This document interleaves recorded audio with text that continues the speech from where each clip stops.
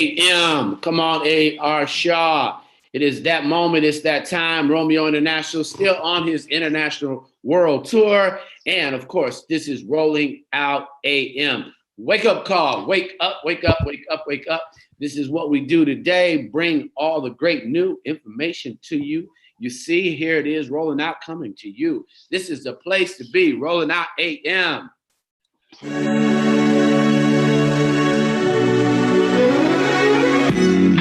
The sun is shining, nice and bright. The birds are chirping, and I'm ready to fly. Time to get ready for another day. No one can stop us. Oh, we gon' learn to play. Oh, every day we learn and play. We do our best, so we'll be great. You do your best, and I don't mind. Right. So let's get ready. Cause it's about that time. Good morning, you. Good morning, how do you do? Good morning, time to be great. Good morning, time to wake. Good morning, your dance and play. Good morning, start to say. Good morning, open your eyes. Good morning, reach for the sky. Good morning to you. Good morning, how do you do? Good morning to you. Good morning, how do you do? Good morning. You see me on my grind. Ooh, stars got to shine. I'm a supernova. Yeah, you see me taking over. Yeah, I'm on the move. I got a way to strike to it. So let me hear you say, every day we gonna learn and play.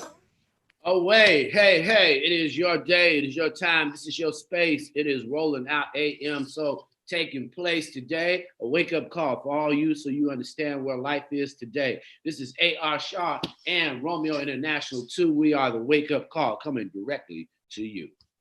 Oh, yes, sir. Fellas this morning. It's the fellas this morning. Yo. It's the fellas. You see. That's all good, man, because it's a big day for us. AM is the place to be. It's the fellas. You see.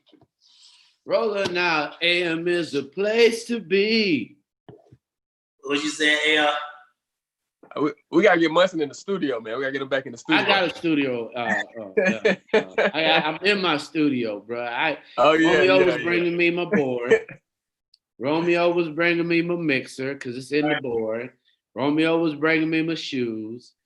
And then he just bailed out, and he can tell me about the experience because I ain't got on it yet, but it's almost time. Ride, everybody. I want to thank everybody who's made Ride possible, all the talent who is supporting this vision. It is important.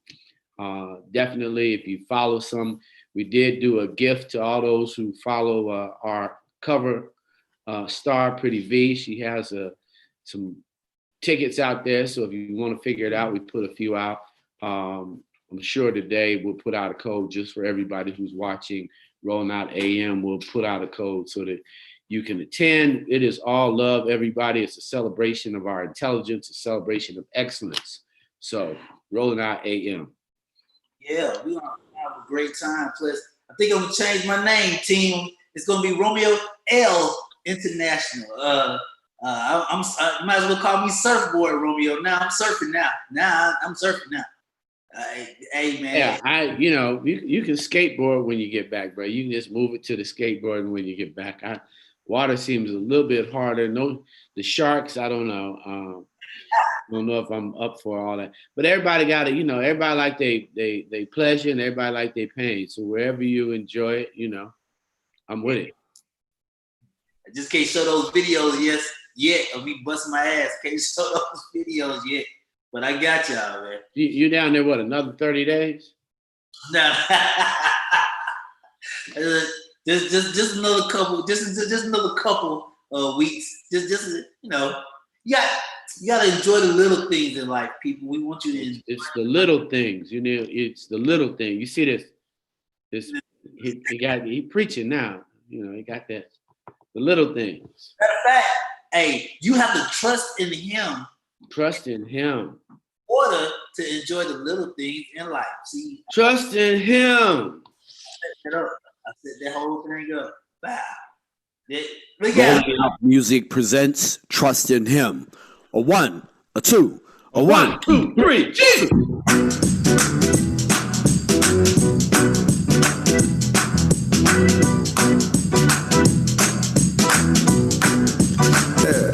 Trust in him and let him know what's wrong. Take his hand and keep holding on. Trust in him, just like the Bible says. Be of service and you won't regret. 'Cause he got power that you'll never see. And he got power that you can't conceive. And he's got love for every one of us. All you really got to do is you just gotta trust. Give it up to him. Give it up right now. Give it up to him. Give it up right now. Give it up to him. Give it up right now. Give it up to him. Give it up right now. Trust in him. Don't you dare down. Bring your burdens to the altar and lay them down. Yeah. If you want peace, he can guarantee. Yeah. He do it for you, for you, for you, just like he did it for me. 'Cause he got power that you'll never see. And he's got power this world cannot conceive. And he's got love for every one of us. All you really got to do is you just gotta trust and give it up to him. Give it up right now. So give it up to him. Give it up right now. Now, give it up to him. Give it up right now. Give it up to him. Oh, give it up right now. Don't you fight that Holy Ghost that move in your bones. Don't you fight that Holy Ghost that take control. Don't you fight that Holy Ghost that in your soul. Don't you fight that Holy Ghost, let it take control. Give it up, give it up, give it up, give it up, give it up, give it up, give it up, give it up. You got burdens, give them up. You got doubts, give them up. You got problems, give them up. 'Cause he got power, so give it up.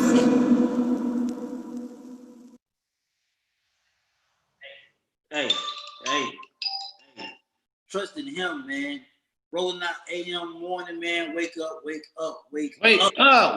up, everybody. Wake up. What's happening, Amir? You get all that done. I see you got a beautiful cover. Maybe let's show the cover. You know, like we get on the show, we actually show the people on the cover. Got a new cover today. Maybe we'll show the cover. It won't be like a surprise. People can actually see it on the AM show when it comes out. What you think about that, Romeo? I think that'll be dope, man, because Amir been knocking them out, man. So I definitely... We can actually show it, Amir. Maybe they even show it today. They might show the cover that's up today. I mean, you know. So we got Young Dolph. We ain't got to tell them that. We can actually show them, and then we can talk about it. You know, I don't know. Yeah. Maybe they didn't know what. Maybe they didn't know. Make sure everybody on the same page, you know. Make sure. So yeah, we got Dolph, man. We're gonna get it to Dolph's cover in a minute. But yeah, man, what are you most excited about riding today, Romeo? I mean, we got a lot of people that's showing up. You know, of course, we got Master P, we got Dame Dash, we got Goody Mob. We got a lot of people, you know, from the business in the business side of things and also the tech side. So what are you most excited about when it comes to Ride? I think what gets me excited about Ride is our conference is different, man. The information is different. Like I realize, because you and me, we travel and we go to different events, and they have good information, but our information is just more. It seems like the guests are more openly free, and they give you these gems, or they give you these layups that you can take yourself, so that when you get in the game, you'll know how to shoot. But I think the most thing I'm excited about is definitely the tech conversation this year. I'm a tech head, so I'm curious to see about that. What about you? Yeah, I think you hit it on the head, man. I think this is like one of the conferences where you can actually have a conversation with the people who are actually making moves. A lot of times when you're at those conferences, man, it's like the guests are often they're kind of isolated, where you can't really touch them, you can't really talk to them one-on-one. It's almost like you kind of there to see a show, and you can get information, but it's not like you getting like personal information. You know what I'm saying? It's almost like, right, with Ride, you almost like you got somebody that's actually gonna take the time to actually speak with you if you have questions. And it's virtual this year, so that's even better because it's like you can actually type in your questions and then get it answered. But for me, when it comes, I'm always excited about music, the music portion. Master P, man, anytime Master P talks, man, he's always gonna drop some type of knowledge. He's gonna always kind of, let people know, like, look, this is how you start a business. This is what you need to do to kind of educate yourself about the business. Also, Dame Dash, man, Dame got some knowledge as well. Dame, he's an excited, New Yorker. He has that New York flair. Some people say he talks too much, but I think Dame actually gives good knowledge. Like Dame, if you listen to Dame is gonna tell you something that you probably didn't know before he started talking. So Dame Dash is definitely a big name that I'm excited for. And yeah, just some of the people that's in, sports as well. They have a whole sports panel with Swin Cash, who used to dominate in the WNBA, but now she's an executive. So we definitely want to kind of shout her out, and yeah, I think she's gonna drop some knowledge as well, as far as, because me and you, we often talk about, like, when it comes to sports, about fairness, equality. Is a lot of blacks on the field. But what about the executive level? And you stay still suffering when it comes to the executive level in sports. So Swin Cash can definitely speak to that aspect of how do we get more blacks into the executive level when it comes to sports. So I'm definitely excited about that. Munson, what are you excited about, man? I know it's a lot of great speakers. Life at RideCon, virtual life, the networking that happens, just the community. It's all about community. I think the celebrities are fine, but I think the creative forces that are there are phenomenal. When you think of women who have created our business person of the year on Saturday, that morning, you talk about Ruby Love and the fact that she is a phenomenal CEO who thought about women administration and created a product. When you think of Patrice and Honey Pot and how important she is to women, and the fact that she acknowledges her ancestors' presence in her life and creating a vision for her that has provided her at Walmart. She's on the aisles. When you think of the women that are in the beauty area, we've got CEOs who have launched products that are in the aisles of many stores. So I'm just excited of the Black ingenuity, Black excellence that is at RideCon. It's probably the best kept secret, so we got to work on it not being a secret. Swing Cash panel is also with other CEOs and executives. So you've got the Pelicans actual general manager actually there. So it's a conversation, and what we work to do very hard is to make sure people can see professionals at every level. You've got NFL players that have created apps that allow fans to sign digitally with their favorite player. So this level of technology, you think about Comcast, when you think of Internet Essentials, we've had them on the show this week, but when you think of just understanding the data that's walking by, if you got Comcast Wi-Fi and how to leverage your brand while leveraging technology, that level of insight will be on and available at RideCon. So for me, it's the insights that you can walk away with. It's virtual. We made it $19.99. I think for at least 10, 2,000 to 5,000 students, we made it available for them at no cost, thanks to the sponsors like a U.S. Bank, like a Toyota, who were there and made their tickets available for people at HBCU. So, it's an exciting community representation for me, Amir. That's the excitement. My community is the excitement. The Black excellence is the excitement. And you've got the best of creative. So when you think 25 years in Goody Mob, so you know that. So that to me is part of the beautiful. They're cultural geniuses. They literally, nobody was thinking cell theory at that moment.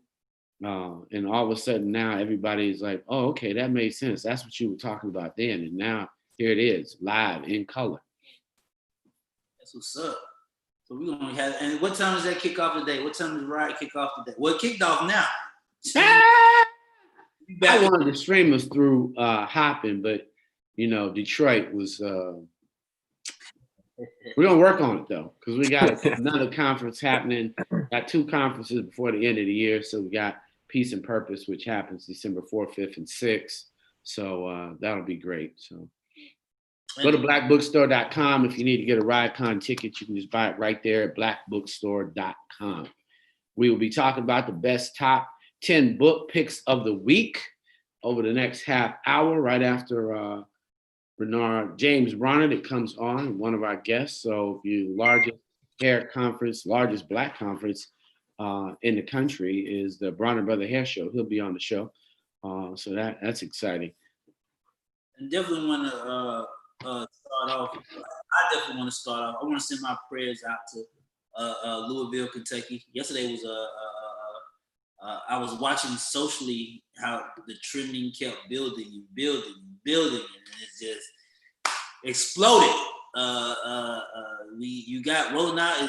We're in your prayers. I'm not speaking for the team, but the team, we got you in our prayers because we know that city is going through a time right now. So we just ask that y'all be safe, aware, and conscious of what you do or participate in. Because, well, we had Yandy. She actually came on. She went to jail with Tamika Mallory and Portia, and she is one of the speakers at noon. So there's an interview with her talking about her experience during that movement. This is a movement, everybody. It is not a protest. It is an uprising. It is not a protest. How we control the narrative and how you control your intellect, how you grow your thinking, how you educate yourself and organize yourself during this moment is really important. So do not fall prey to the traps that people are setting just to ignite you to do something wrong. Stay on the right side of protest. Stay on the right side of justice. Yeah. So jumping into the social report, wherever Ashley take us, the beautiful Mrs. Ashley, who y'all never see, dope producer. Wherever she takes me, I'm gonna go. I go. That's where she's gonna take me. Disney, yes, Disney themselves have released a mural of Chadwick Boseman. They unveiled it at the Downtown Disney, created by author and artist Nicholas Smith. The image is Boseman exchanging a Wakanda salute with a child wearing a Black Panther. There was 2 sides of this AR. A lot of people loved it, and a lot of people didn't love it. Because they felt Black Panther was for everybody, and the representation of the child was a question mark. Don't ask me why, brother. I don't know. Man, it's the crazy. The thing is this, man. It's like, all right. So let's talk in plain English. White people were mad that the kid was Black. I mean, come on, man. It's like sometimes you just gotta you gotta ignore the ignorance. You know what I'm saying? Like, you gotta ignore the ignorance. Like, come on, man. You're gonna get mad because the kid is Black in a painting? Yeah. I'm Some people just want to erase the existence of Black people altogether. It's just unfortunate that, you know, it comes down to even small things like a painting of Black Panther with a kid. So I think it's, you know, the cautionary tale here is, what do we own? How do we own? We like the idea of Black Panther, but at the end of the day, we really got to think about, you know, some Black created Black superheroes at the same time.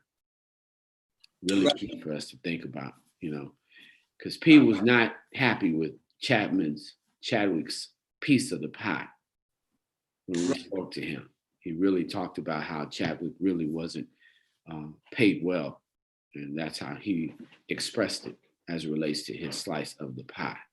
You remember that, Amir?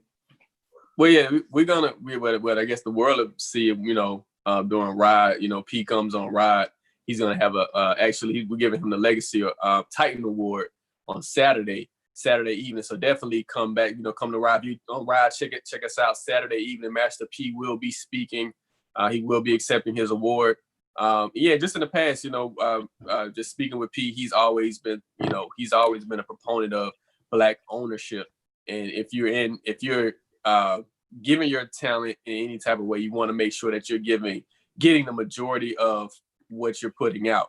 Of course, Master P speaks from a whole different perspective. He was like the only guy in music to ever get a deal where he was getting 80 to 90% of every record sold. Right. They gave him a deal that's never existed before, and they never gave another Black man that deal at all. Like he was able to find a loophole in the system where he told the record label back in the 90s, he said, look, I'm going to pay for my distribution. I'm going to pay for everything else up front. I just want 80 to 90% of every record sold, and I want my master. So he controlled everything. He controlled his product. And so, you know, he speaks from a whole different perspective when it comes to ownership and how much you're going to get back once you actually put up the money yourself and, you know, bet on yourself. So that's a whole different perspective. Hey, man, I don't think I remember about Master P, man. I know it was a record out every week. I know it was an album every week. Every week they was dropping something new. Every week, somebody's album was coming out, somebody's song was coming out, and I don't think nobody's ever done that. Now that I think about it musically, so not to that pace where it was like a new artist every single week. You know, because he was able to control most of his stuff, he was able to put something out every week. And so I think like in the late 90s, man, like you're right, like No Limit Records was dropping a new album every single week. Every week they had a new artist. There was Beats by the Pound and all those diamond covers and yeah. You talk about, and then they would send out, what was crazy is they would send out, put the roster inside, and they would be like, had he signed the world? I mean, he must have signed the world. It was one of those moments where you talk about creativity, it's like everybody was signed. Everybody had the medallion. Everybody. He was giving people opportunities, and he was paying his people well, man, which was you know, something unheard of in the record industry. So he definitely is like a game changer when it comes to ownership and, you know, just, you know, making sure that you own your content. Because you think about a record deal is only a loan. Like they giving you a loan when you sign with a major label, they giving you a loan to basically say, okay, we're gonna give you this money up front. We're gonna give you 100 to 200K up front, but then we're gonna own your masters. We're gonna own the product that you create. But you're gonna be on a big platform. So a lot of artists they get upset once they figure out that the deal that they signed wasn't what they thought it was. Yeah, when they realized that contract said 5 years after the first year. Even longer than that for some people, man. It's, you know, those contracts, especially you get think about, you got like young people that's coming up, they like in their early 20s to late teens. They're not familiar with the business. Yeah, man. And then they wake up 15 years later, like Kanye, he's like, oh, well, I want my masters. Like, come on, bro. Come on, bro. Next up on the social report, wherever you go, I'm gonna go. because I thought this was funny. This is what I said. It's a day of Black History. Yep, I did my Black History. Hey, y'all. On this day, 1957, 9 Black students who've been forced to withdraw from Central High School in Little Rock, Arkansas, because of unruly white crowds were escorted to class by members of the U.S. Army 101st Airborne Division. Now, what makes this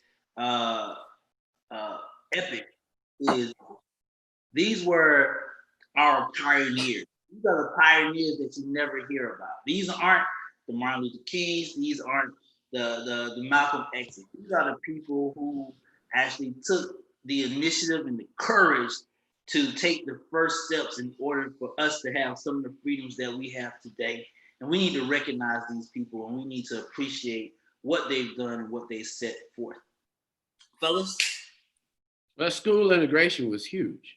I mean, integration generally, tax dollars, addressing or at least attempting to address. Now, sad part is they should just send the money to the schools, and we could have just stayed in our location. Everybody thought going to the school was better, but we lost something in that whole idea versus getting the books, the schools, and the teacher pay that we needed. So it was important, but I think everybody knows now that they were after the trillion. I mean, it was all about now when you're building a new school, where does the school money go to? I mean, we see it today as schools are being closed in one neighborhood, but built in other neighborhoods. And it was a moment that we thought we wanted, right, versus integrating the dollars from the public trough. We actually integrated our children. Right. And that may or may not have been in our best interest. So, because the caste system wasn't addressed. So we're still addressing that system today. Yeah, they've found studies that show that kids who are educated by Black teachers all usually have more confidence in themselves when they get older. Like they usually, they're funneled better, they're taught better. Malcolm said, if they don't treat you right, they're not gonna teach you right. So there's a lot of Blacks who went through that integration system, and they had to deal with a lot of negativity from right, the teachers, from the staff, from the students, and we got to applaud them for going through that, so that other kids can have opportunities to go to other schools. But it was like, from a mental health standpoint, what did they deal with? You know what I'm saying? The psychology of being treated badly as a kid because of the color of your skin. What does that do to you as you get older? And I don't think we've, actually thought about that. The mental health of Blacks, what they had to endure for decades because of racial discrimination, man. And you're right. I think, you think about it, man, it's very important for kids at an early age to have confidence within themselves. You should at least love yourself first. You should at least love your skin first. And if you don't love your skin first, how are you gonna attack the other aspects of life if you don't love yourself first? So shout out to the Little Rock 9, but as much as said, we don't know if there was the best thing, if integration was the best thing when it came to the schools. But speaking of enduring, now there's a lot of videos out there. We know there's a lot of Karens and there's a lot of Kens. Well, we ran into a Ken. And the reason that I chose this video is because I want to salute this Black dude because he's the coolest Black dude I know. Oh, to be privileged in 2020. Hit it, Ashley. Police! Help! This motherfucker! Help! You don't want to wear a mask? Police! No, this guy has been railing me. Yeah, he works here, idiot. So this is the reason I chose this video. So the man, let's start with number one. I don't know what y'all problem is with not wearing a mask. I really have no clue. I'm tired of debating with y'all. It's really simple as a mask. The man decided that he was not going to wear a mask, but still try to get on the plane. The Black police officer who works for the airport escorted him off the plane, and immediately he went to help. I am being threatened. Please save me from the strong black man. And I'm sorry to laugh, but this is how ridiculous that. This is how ridiculous y'all are getting. This is literally how ridiculous it is starting to become when it comes to masks and screaming out that you are being threatened by the black man. And I just had to, this Friday, why not? But you know, when it comes to something like that, man, it's, you know, white, you know, some white individuals believe that the police are there to enforce terror on black people. Like they know that this, once they call out for a police officer, that there's a good chance that a black person can be harmed. And so, you know, they use that as a weapon. Like they weaponize law enforcement. Right. They weaponize law enforcement. So that's a funny video, but I mean, it's kind of not funny in the same sense where it's like, it's the tragedy of being black in America, where you have a group of people who basically try to use law enforcement for their benefits, where it's like, we're all taxpayers. Like we all pay the police. You know what I'm saying? Like they got to protect us as well. But seems like they have an issue with that. It seems like, you know, it's skewed to one side. Justice isn't balanced. Right. In America. Same. It's funny. I was looking at one yesterday where the young lady was asked to leave a sporting game because she didn't have on a mask, and the police officer was black, and she attacked him, and members of the crowd attacked him because, well, leave her alone. She's not doing anything wrong. Well, if the rules are wearing masks, it's really simple. Either wear the mask or don't go. How about that? It's not a debate. Yes, you know, when it comes to this mask thing, and it's like, you know, like, you know, like they feel like they're wearing a mask is a, you know, taking away their civil liberties and their rights as Americans. Like, no, you need to wear a mask to keep the people healthy, man. That's the selfishness of Americans.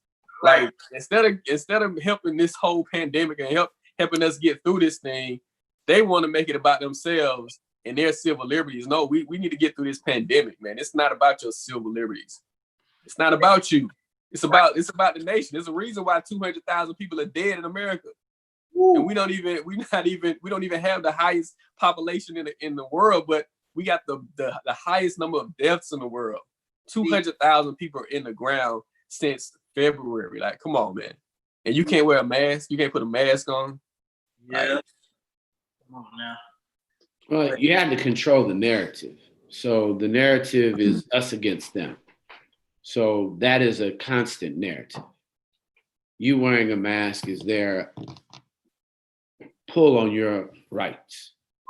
So you got to know between gun rights, their rights, mask rights. You can't tell me what to do. This is my country. It's a narrative that's being pushed, that's dividing the country, but it's really to keep them in position. Like, you can't tell me what to do. That's never been your narrative. So you've actually just been the help. So keep helping. Help make me rich. Help make me more powerful. Keep helping. Keep helping.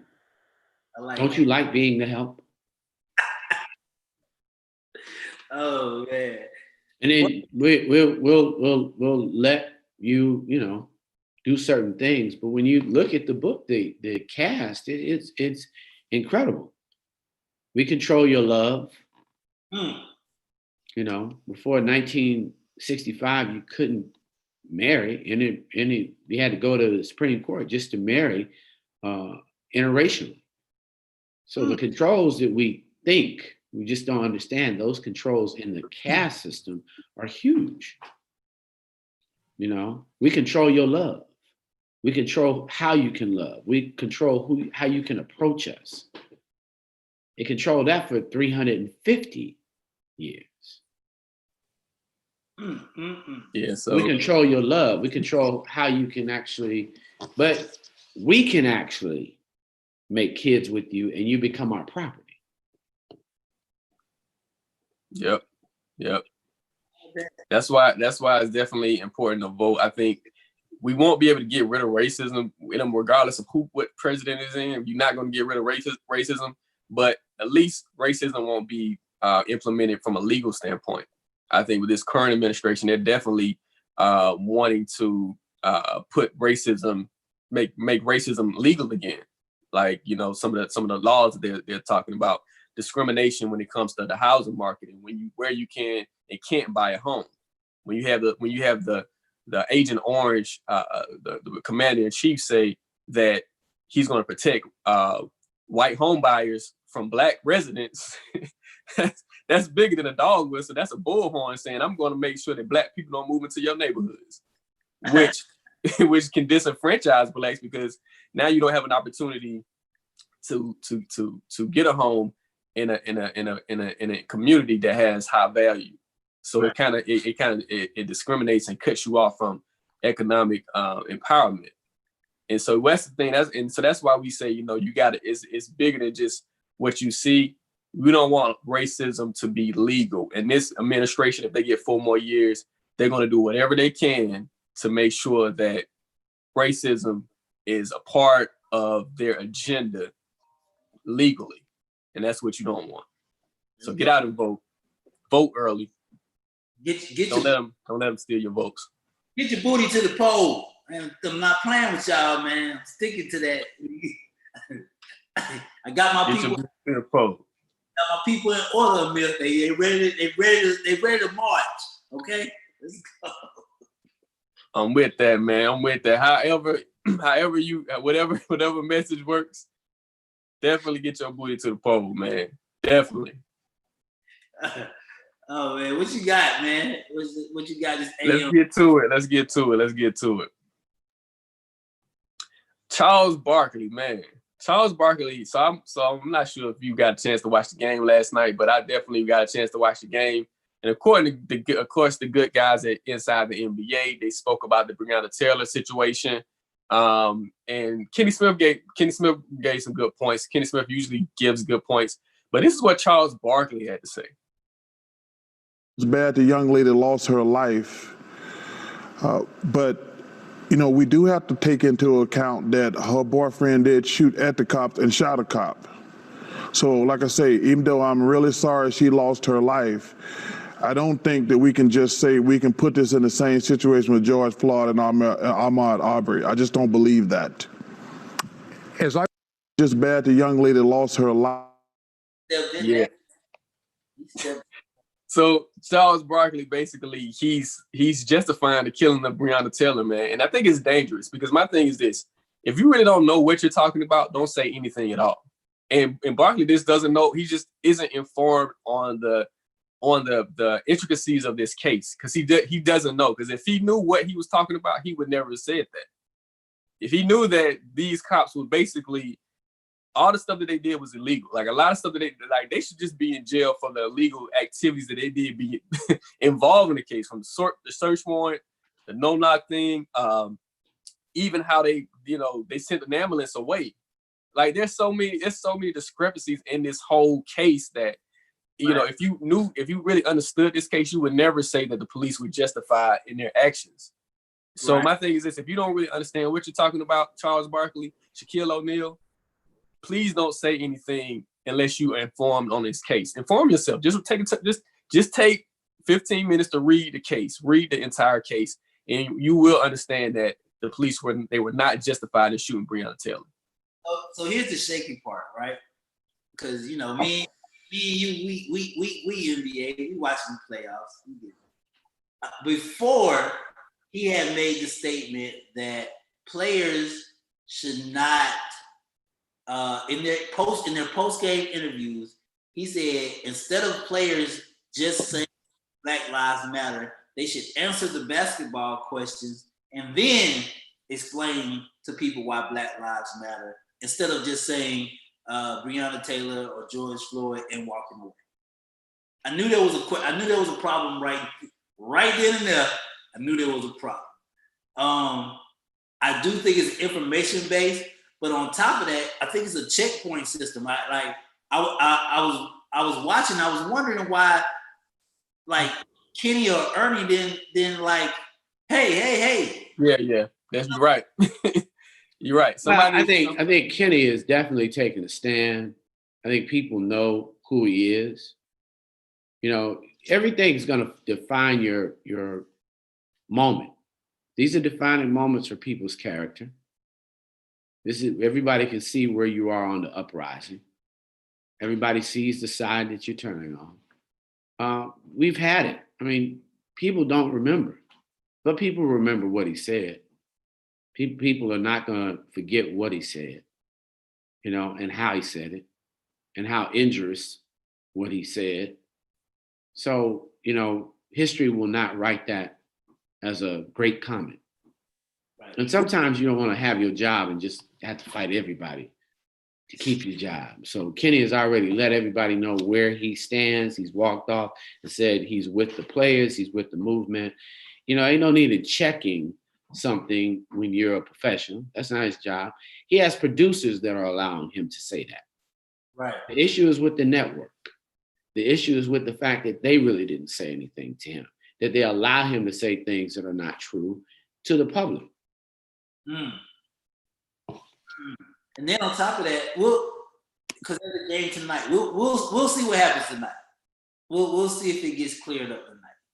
But they're off tonight. They're gonna, the way they have the NBA set up, the ESPN, they have the Eastern Conference finals, and TNT have the Western Conference finals. So inside the NBA will be back on what's today? Thursday, Friday, so they'll be back tomorrow. So Saturday, we'll see what happens Saturday if they rectify. But this is just who Charles has always been. Not really informed on a lot of things, and he speaks a lot, but it's like, yo, you need to really take time to really research the things that you're talking about, because you sound ignorant a lot of times. You sound like you don't really understand what's happening. And people understand what they want to understand. You know, you understand. You know, some people err, and we see it. We see it in our community where they just shouldn't have, or he should have not run from the police. But when they just saw him kill two, why wouldn't you run? Like, you know, if you just seen him put his foot on the neck, why wouldn't you run? If you just seen him beat the kids and bust out their windows and cut the tires, why wouldn't you run? Right. I might take my chances and run. Who was thinking that the police would shoot you in the back? Right. Like in the back. I got away. I just want to be free. But that's the whole slave patrol. Hey, I just want to be free. Y'all track me down. That's a good point. Because you can. You know, I think people are just say things. There has to be consequences with what they're saying. Somebody breaking in my house at 3:00 in the morning. What am I supposed to do? not shoot? Yeah, you got a Second Amendment right, but for whatever reason, we haven't heard anybody from the NRA or the right wing say, okay, yeah, this guy was using his Second Amendment right to protect his property, protect his home. Not new. Come on. What happened in Minnesota? Ooh. When they shot him in the car. Yeah. He had the rights. I'm just saying, of course, even following you, right? Our rights when you've been and are seen as a secondary piece of property, those rights don't apply. And that's the thing, and you're right about that. But I really get frustrated when Black people who with a powerful platform uphold the legacy of white supremacy.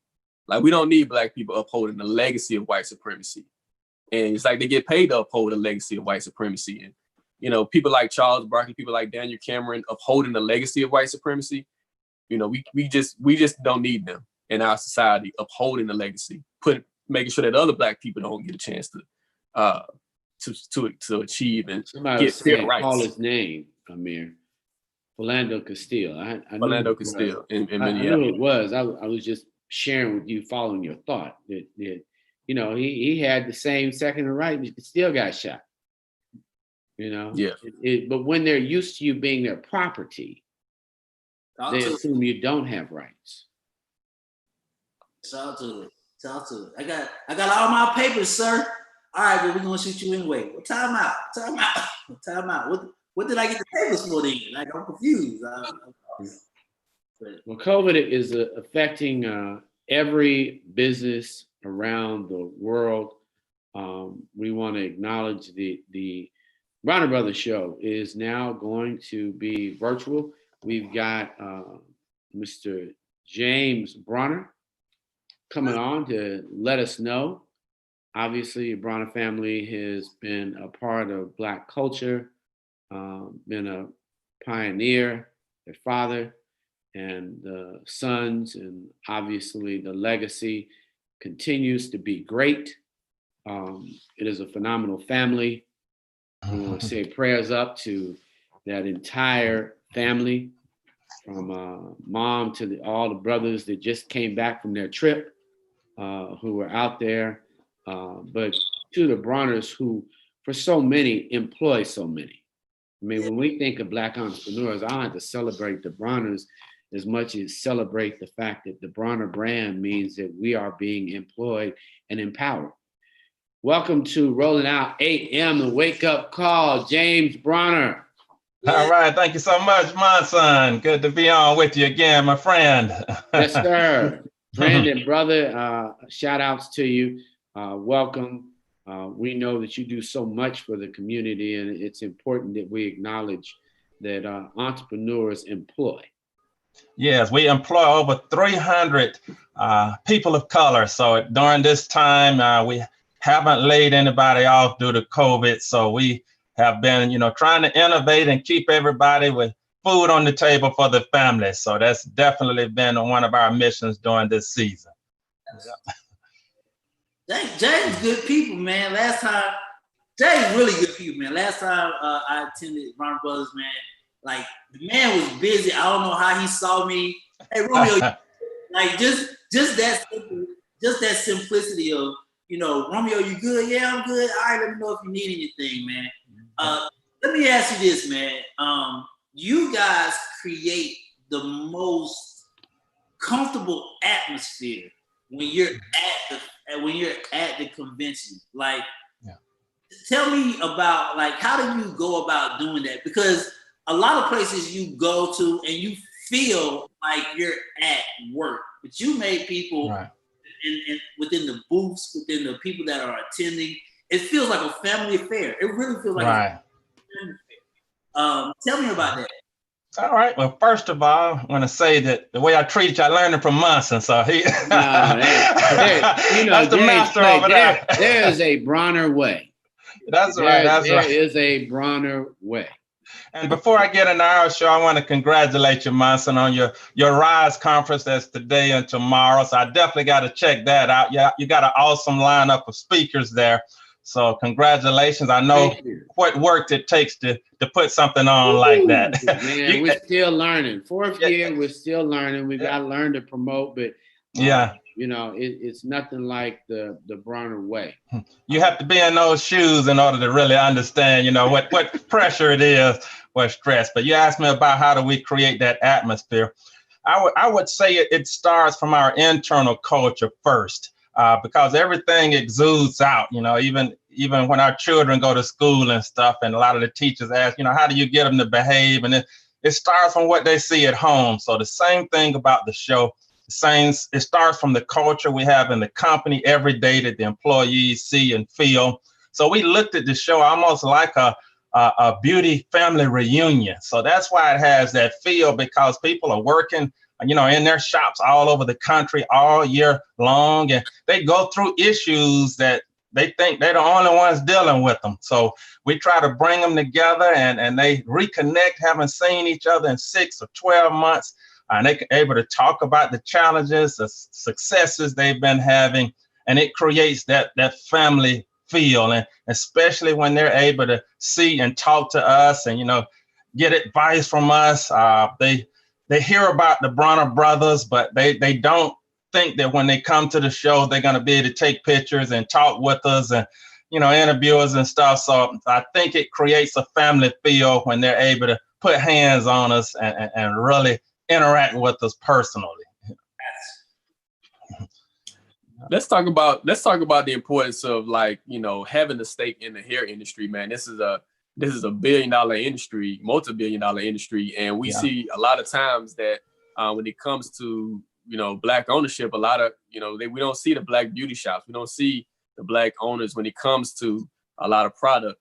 Why is it important for Black individuals to actually have a stake in this industry, being that, you know, this is a great industry for Blacks to be in, and we're like one of the highest consumers of the hair industry?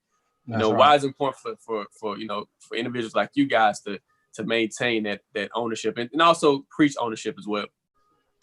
So one of the reasons I would say is, first of all, what I started with, that we employ over 300 people. So, you know, if this ownership changes hands, you're going to see the faces within that business change hands. So it's not only that, but you're giving, you have managers and directors that are able to do things outside of the business, on the side that from the capital that they, you know, achieve within the business. And we also, my father, he was just a builder of entrepreneurs. So in regular corporate culture, they don't really want you to start your own business because you're an asset to them. But my father, he was a community leader. So we had probably 15 entrepreneurs that were birthed out of Brunner Brothers. So when my father saw somebody with that entrepreneurial drive, you know, he cultivated it. So he didn't try to keep a cap on it so they stay with Brunner Brothers. He helped teach them what he knew so he could launch them out so they could go hire another 50 people in their community. So that's a difference, I think, that you would lose if we sold out, that you would see somebody come in and it would be all about the dollar. They wouldn't care about the health of the consumer. They would not try to build the individuals to go out and grow the community more. And you wouldn't see them do things like, so when we saw this COVID hit, not only did we do training videos on, you know, how to keep people safe, but we rolled our chemicals for our products, like the alcohol, into hand sanitizer and start providing it for the beauty community. Then we heard from a lot of them that, you know, after a month or two and your shop is closed, you know, a lot of them were threatening closing their doors and couldn't hardly make it. So we got with some of our partners and we started a Black Beauty and Barber Relief Fund. So we began sending money out to shops to help keep them open. And even from this show that starts this Sunday and Monday, proceeds from the convention, from every ticket and every booth, go towards funding more money into helping our Black stylists and barbers to stay open. So you won't see that type of community give back and interest and, you know, in developing our community and entrepreneurship and teaching those type of things if we're not Black owned. Can't hear you, Romeo. You're on mute, Romeo. Take yourself on mute. I had got happy for a second. James, I got a real hard question. With you being the forefront and the voice, did you ever have, how do you personally go about leading in these times? You know, because, you know, like you just said, a lot of people can't see over that mountain. And, right. You know, a lot of people can't get to the starting line and start that race at the pace that they want to start. How do you personally, as a leader, keep that pushing forward for people? Because I know it got to be a lot on you as well. Yeah, it is. So I guess first we try to think about what's the greatest impact we can have. So that's why we reached out to help those barbers and the beauticians, because they've supported us through the years, and sometimes they get forgotten. And, you know, the big corporations was getting all of this money, but the government wasn't really thinking about them. So we looked at, you know, we could gather some partners and we could touch them. So we look at impact. And then we saw a lot of our people, it was a barber earlier on in this, several barbers that died because they were treating people still and on the side out of their basement or whatever. So we began to educate them. So we try to look at, you know, take an inventory of what we have, what we can work with. And that's something I would advise, you know, all of our people to do during this time. A lot of people are off work. Their business is changed dynamics. So I would suggest they inventory, what all skill sets you have, what all knowledge you have, what all social business networks you have, and see how you can transform that, just like we did with the alcohol and the hand sanitizer. So you got to take inventory of what you have, your capabilities, and then look at what the world needs and how you can best be helpful in that sense. Okay. That's what I'm talking about, man. And the other thing that we're doing that's unusual, a lot of times we'll see in our community, you'll have a great talent, a great speaker, a great leader, but a lot of times it doesn't go down. When they die, that's the end of that movement. So the other thing that we would not be here keeping Bronner Brothers strong today if my father had not been very hands-on with us. He had a lot of business associates back then, and they didn't have a next generation to carry on. So if my father hadn't taken the time, and he probably could have tripled the size of the business, but he put some of that on it. He scaled it down so he could prepare us to do what we're doing today. So that's the other thing that we're doing and teaching. So I'm personally writing down a lot of the principles we got and a lot of the principles I'm using with my kids. So I'm going to publish that book as my kids get a little older to just teach our people, how to build that momentum of generational. Most people don't know this. So it was 6 of us. Father had 6 sons. I'm the youngest. And out of those 6 sons, we have 30 in the next generation. So most people, and they haven't really seen them, but I can tell you, they're going to be just as powerful, if not more powerful than this generation. So they're doing great things. My brother's daughters, they were the first twin valedictorians of Spelman College. So they're really making those type of achievements, and we're training them behind the scenes so that they can, times like these, they can really go out and make a big difference. I've got a daughter that. Hold on, James. We've got to say the name of the parents of the twin valedictorians. It's something when you say that's right names. It ain't. We got to say the name of the parents and their children's names so that we know that in this moment when they're on rolling out, their names were said. So other Spelman. So what's your niece's names? Okay, the parents' name, that's Bishop Dale Bronner, who's pastor of a Word of Faith Family Worship Cathedral. His wife is Dr. Nina Bronner. And the 2 twins, they're Christy and Kirsty Bronner. So they both they're sure we said yes. Yeah. See, when they came to their Uncle Munson spot, that's right. A Morehouse man, he was proud to know that his best buddies. That's right. His nieces were up on stage representing the family so that they could talk about how God had shined through them to light the light for many other young twins and many other young Black girls to see that the truth is in what you feed your children at home. Yes. And on the same token of teaching them for this leadership that you talked about. So, when they got that honor and broke records as the first twin valedictorian. So the first thing that they did, they took the principles that they had been taught and that worked for them to make this accomplishment. And they wrote a book called Double Vowels. So to teach other African-American youth, hey, this is how you improve your grades in a system that's not made for you. This is how you succeed. And this is parents. This is what you take your children through to get this type of achievement.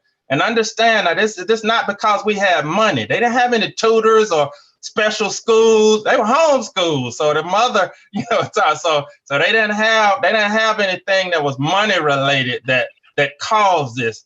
They were putting in the work. They weren't just geniuses. They made average SAT scores, but they put this daily practice in, this hard work, and they had it. Now, the one thing they did have that's different than most, because they were twins, they did everything together. So they exhibited this unity. So one would learn this stuff, the other one would quiz them. So they would come in prepared because they stuck together.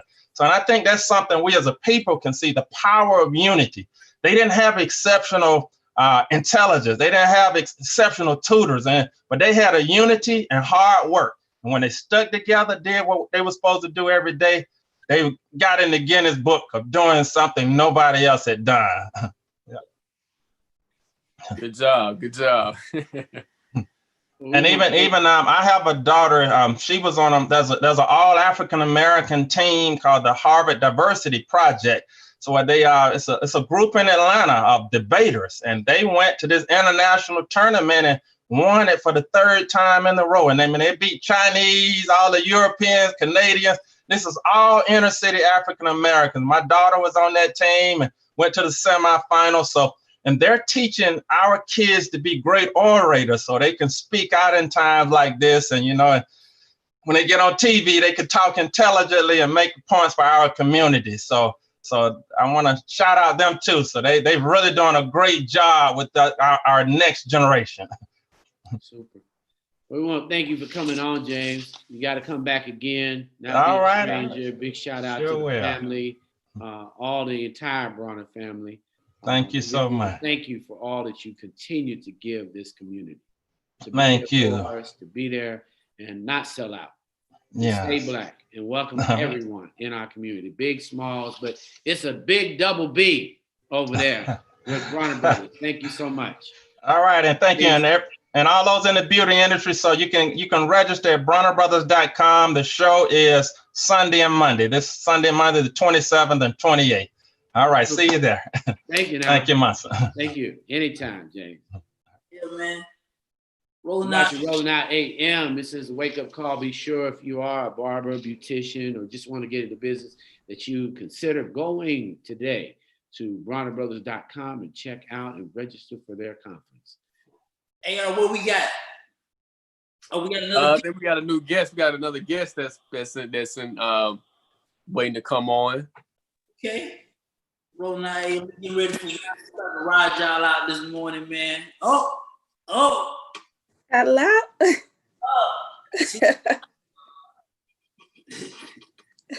Got it? I can hear you a little bit. Yeah. We waiting on you. You ready? I'm ready. You ready? All right, cool. Want to introduce yourself. I am A.R. Shaw here with Romeo E.L. International. And I want you to introduce yourself to the people. Yes, of course. Yeah. So first off, my name is Tyani Tellis. I am a serial entrepreneur. My businesses are Intentionally Posh and Intentional Investments and Solutions. Intentional Investments and Solutions is our full service marketing agency based here in Atlanta, Georgia, where we service mostly service-based entrepreneurs who are looking to scale their business or look for profitability opportunities upward 30%. Intentionally Posh is my baby. That is my love because we cater to women in the beauty industry. It's pretty much where self-care meets self-love. So I'm super excited to be on today and discuss a little bit about whatever y'all got for me. Well, first of all, you're here with us. You're here with two of the best. So just so okay. And that little L is because I'm in Mexico right now. So I'm Spanish today. I'm Spanish. Okay. I can speak a little Spanish, poquito. So let's start with this. Being now, because I like to go right in. Being a beautiful Black woman, right, and creating a curve in the industry where you are letting people know that you have the skills to help their business brands. What would you say was your first 3 hurdles that you had to take over in order to get people to know that you were a business brand?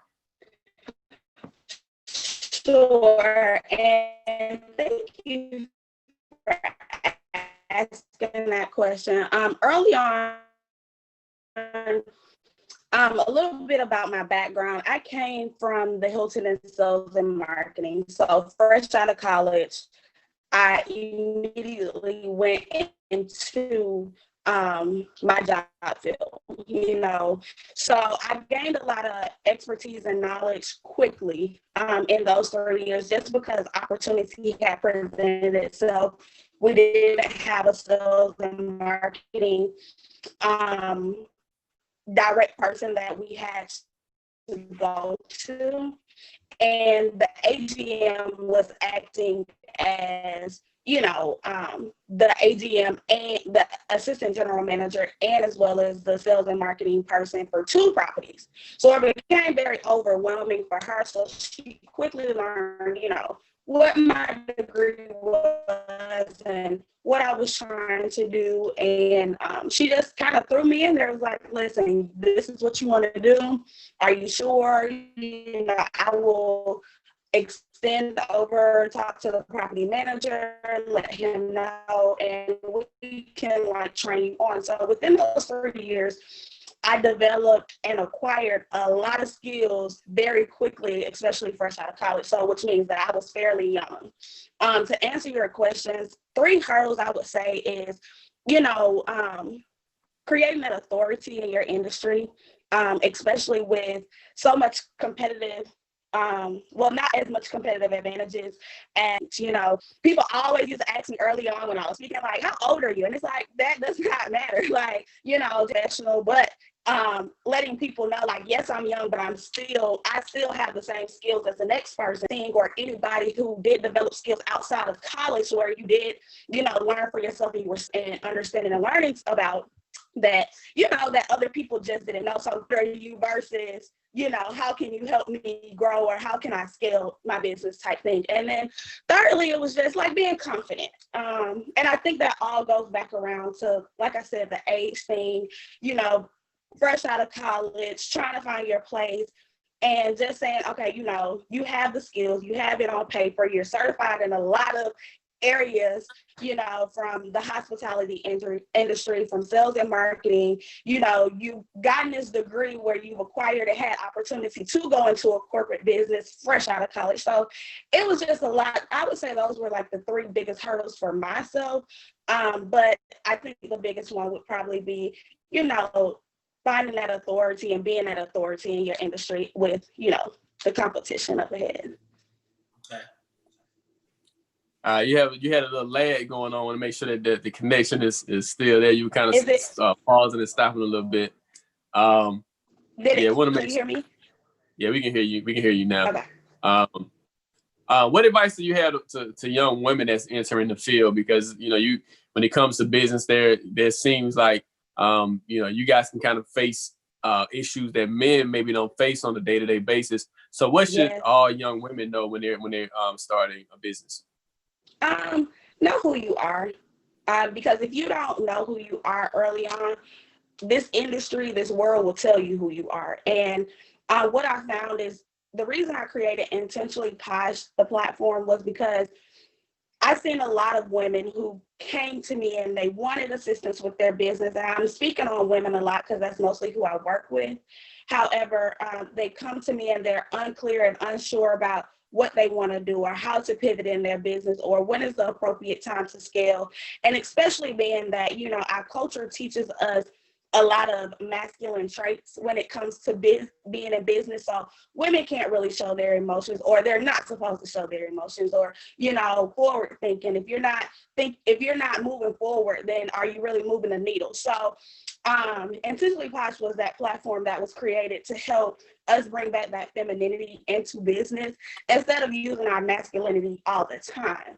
So I would just tell women who, know who you are, because like I said, people will tell you who you are, and you will find yourself 5 years down the road doing something that you don't love, showing up as a person that you really don't know who you are. And then ultimately it filters in other areas of your life. And so that's the biggest thing.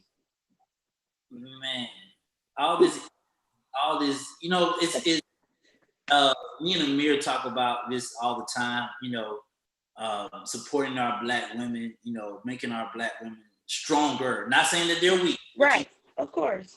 Supporting them in their strength. I know that you built this based upon your passion, right? Right. And you just said like a lot of women that you deal with don't know, honestly, just don't know that right.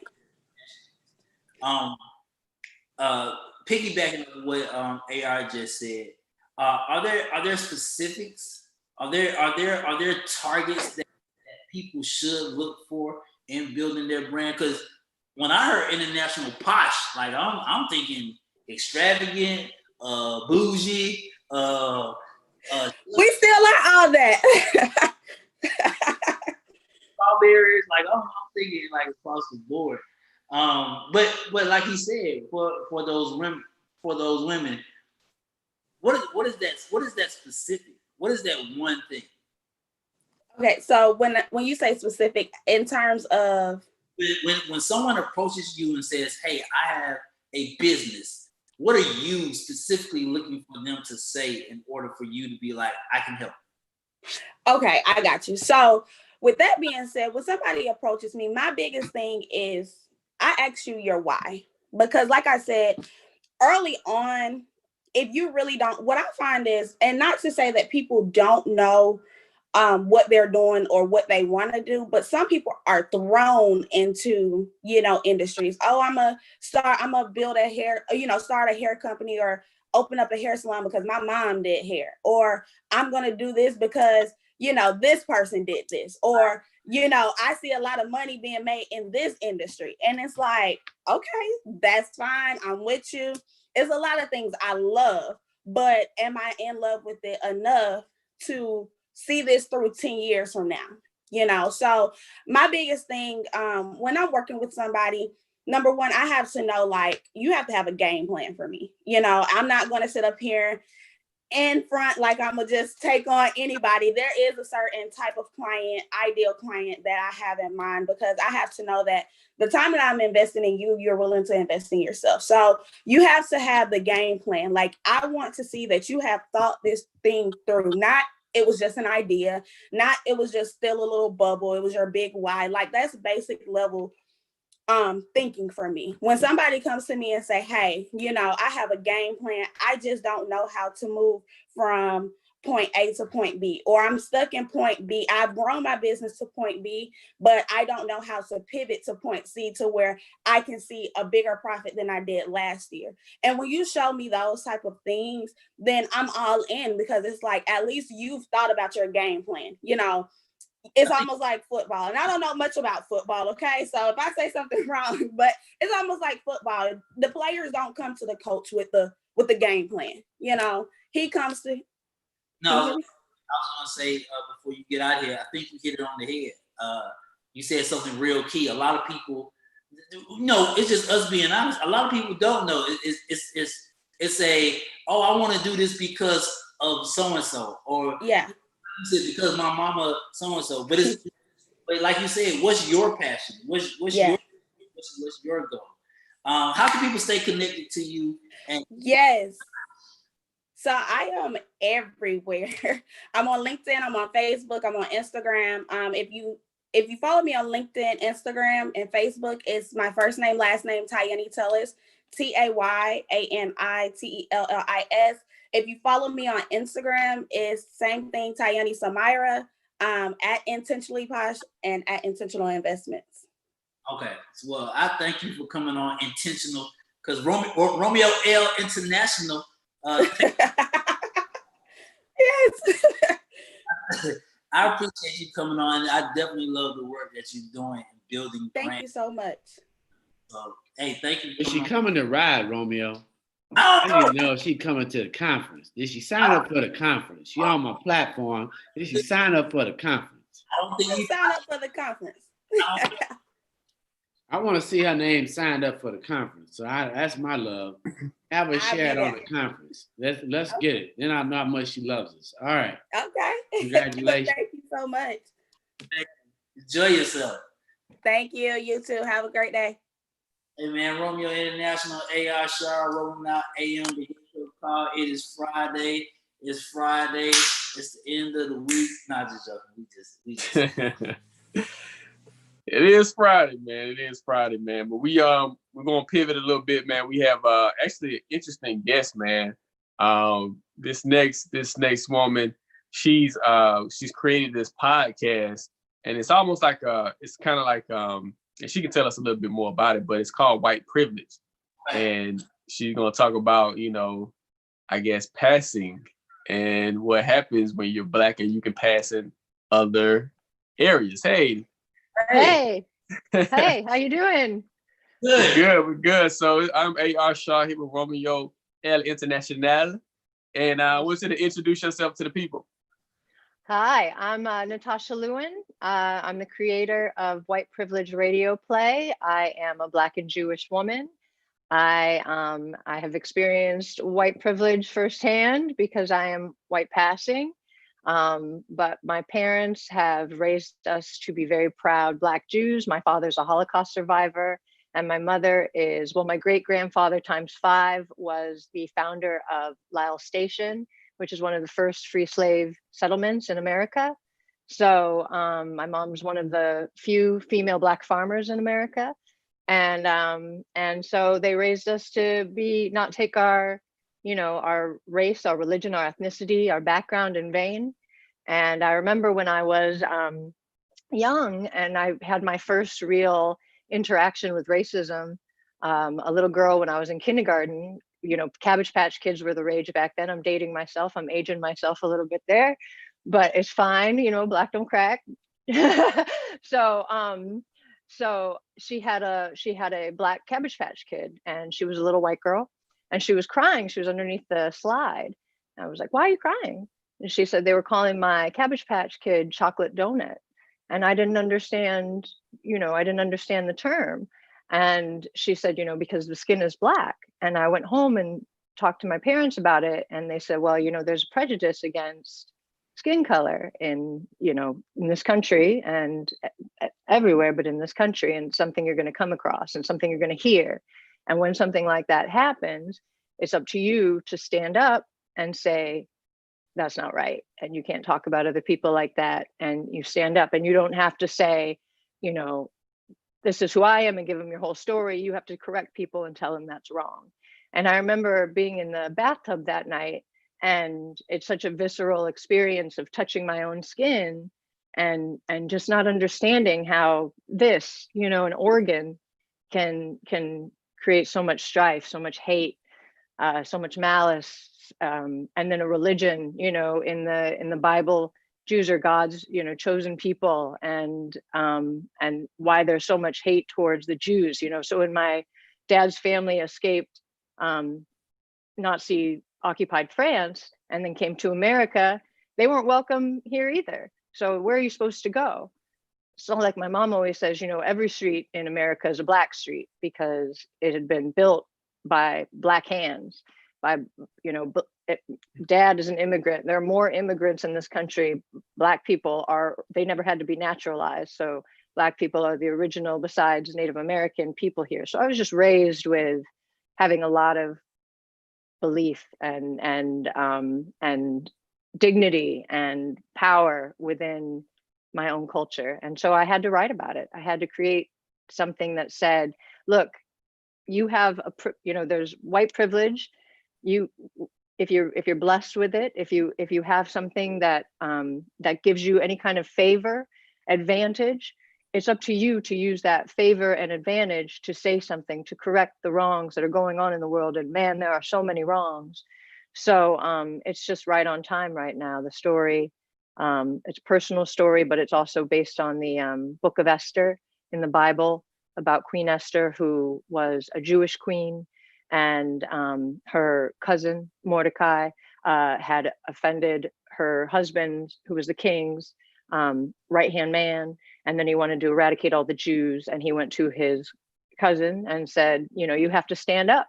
You've been called. You've got all this favor granted on you for such a time as this. And she said, no, I don't want to. I've got all this privilege. I'm queen, right? Why do I want to lose that? And she's going to lose all of her people. All the Jews are going to get eradicated. And so that's also what White Privilege Radio Play is based on, is using what you have, the favor that we've all been granted by God, by, the favor we all have. We all have our skills. We all have something that can change what's going on right now. So it's about standing up. It's about calling out. And it's about, hopefully putting something out there in the world that makes people say, you know what, I've been blessed with something, and let me do something with it. Romeo. Okay. I'm starting. Are you ready, Natasha? I'm ready. Personally, yourself, was there ever a mental breaking point? Because I'm listening to your story, and I'm hearing that throughout life you had to dance between your Jewish heritage, being Black, and being given white privilege, and you're dancing these three lines for a lifetime.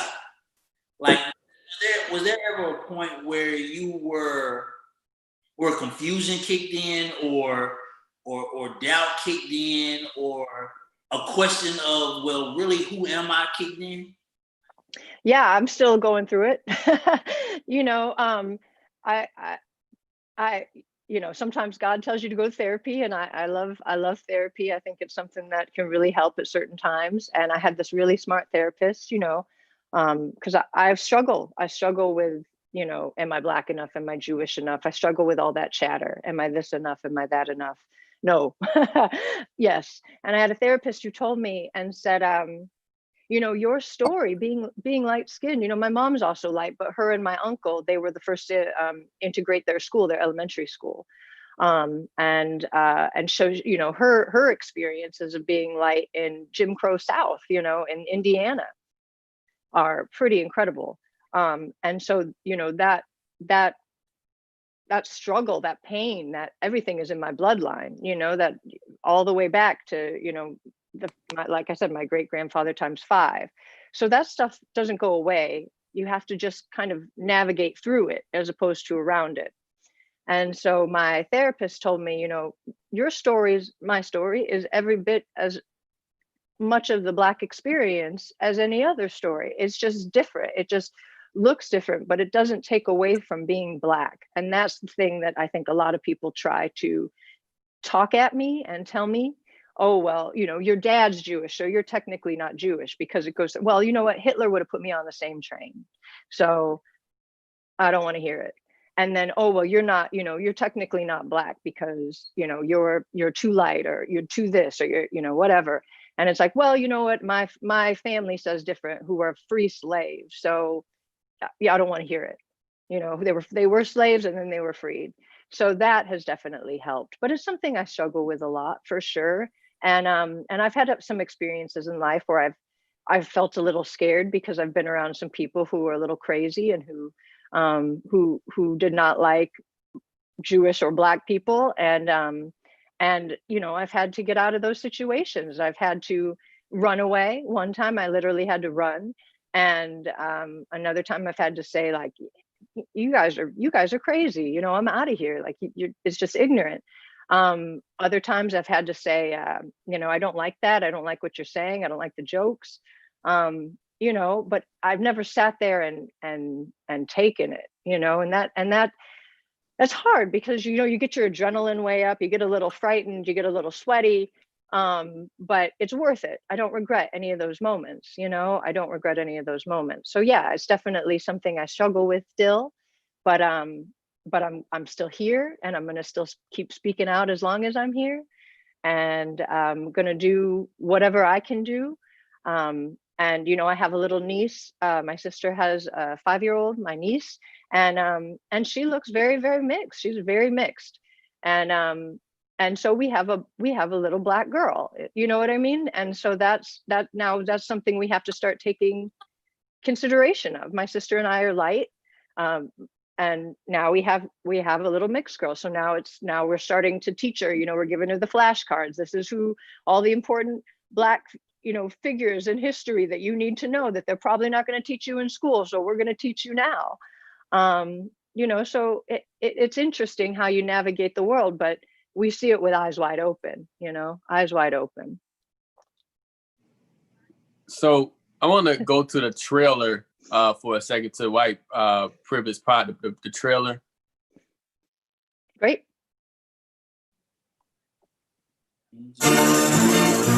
I'm Natasha Lewin, the creator of the podcast White Privilege. While this story is loosely based on my own experiences as a white passing Black and Jewish journalist, and while some of the situations and conversations are unfortunately based in our everyday reality,